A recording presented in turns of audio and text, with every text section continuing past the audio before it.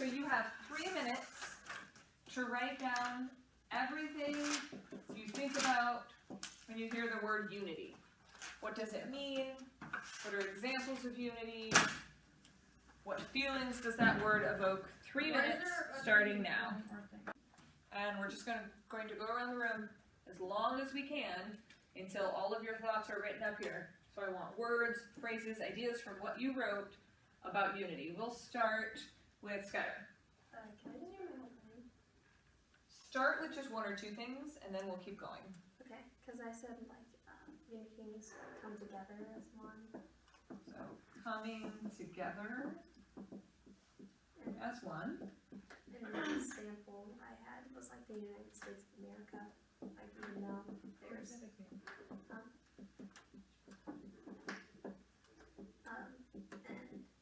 like even though they're individual states who think for themselves, they are connected together through. So we could say individuals thinking for themselves still come together though.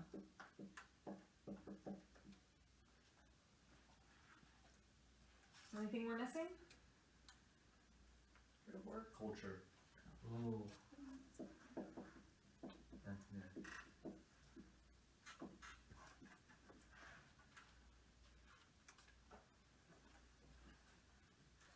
Okay, close your eyes for a second. Okay, go ahead. Now we're not, you can open your eyes. We're no longer talking about the word unity. Now we're just looking at these words and phrases that we have up here. And what I want you to do is, looking at these words or phrases, I want you to create an analogy. Who can tell me what an analogy is? Would you like me to tell you what an analogy is? An analogy is a comparison of 2 things. So similes, metaphors, those are examples of analogies. Yours doesn't have to have like or as. It doesn't have to be a metaphor. You're just going to compare these words and phrases to an animal. So I want you to look at the words and think, what kind of animal do I think of when I think of individuals thinking for themselves, but working together to achieve a certain purpose, coming together as one, everyone has a role. What animals come to mind? Everyone's going to have to say one. So I'll give everyone 30 seconds to think. Okay, Allison Marie. Wolves. So we're talking about, so that'd be a pack, right? A pack of wolves. Okay. Nick? Ant colony. Colony of ants. That's one. Skylar? I said a lion. Pride of lion? Were you saying the same thing, Lauren? Yes. We'll give that one. Birds. Birds, flock of birds. Birds. Any particular kind of birds, or you're just thinking birds in general? The ones that fly in the feet. Geese? Yeah, sure. Hey,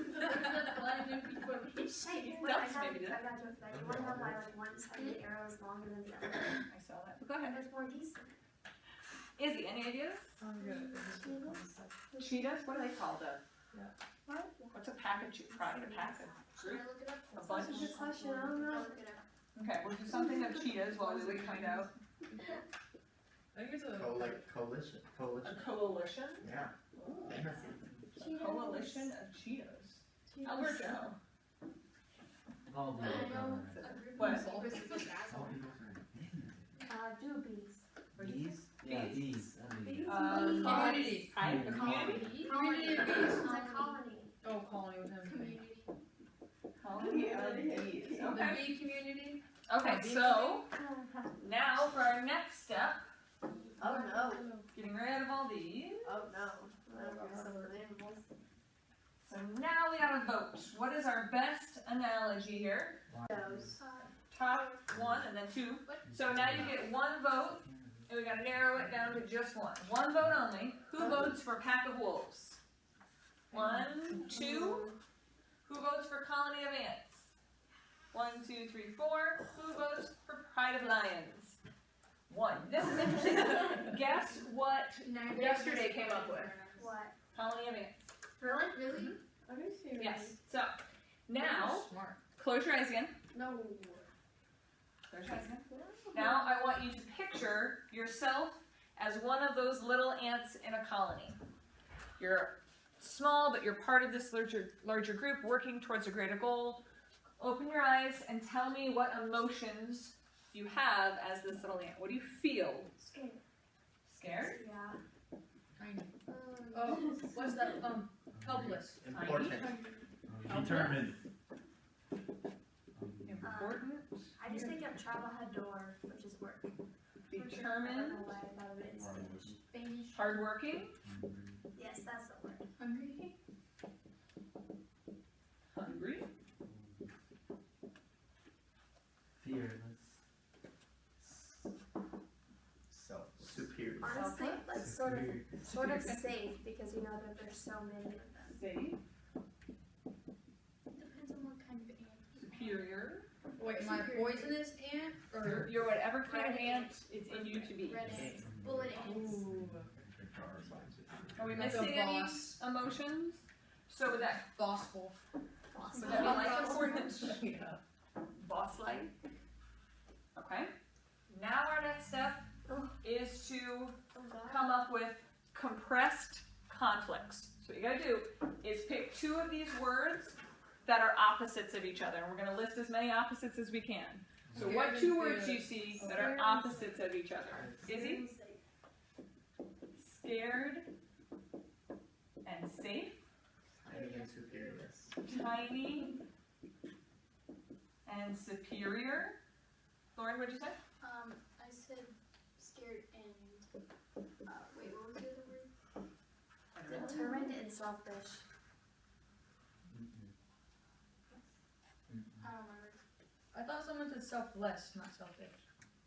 That does say selfless. Important? Oh, wait, no. I was supposed to say selfish. Selfless. Oh. Okay, that makes sense. Helpless, Oh. determined. Helpless and determined. Fear and safe. Oh yeah, that was. Yeah, we've got scared and safe, tiny Fear and and superior. safe. Fear and safe. Important and helpless. Yeah, I was about to say that. Important and tiny.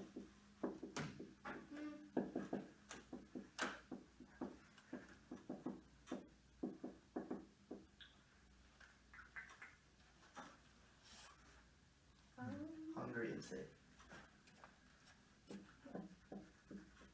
Safe or hungry.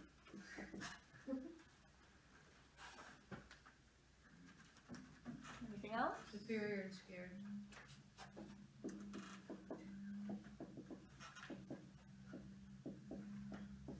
Helpless, important. You got that. Got that one? Okay.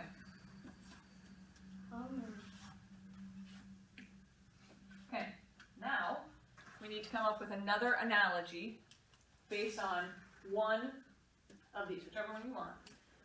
This time I want you to compare it to a plant. A plant that you think is both important and helpless, helpless and determined, tiny but superior. Oh God. What's a small plant? Trees. Trees. A tree with. Important and helpless or Most important and words. helpless.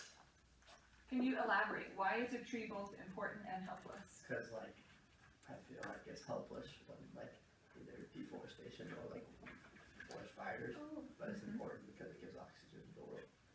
Okay, good. Alberto, are you gonna say something? Allison? Helpless and determined for Venus flytrap.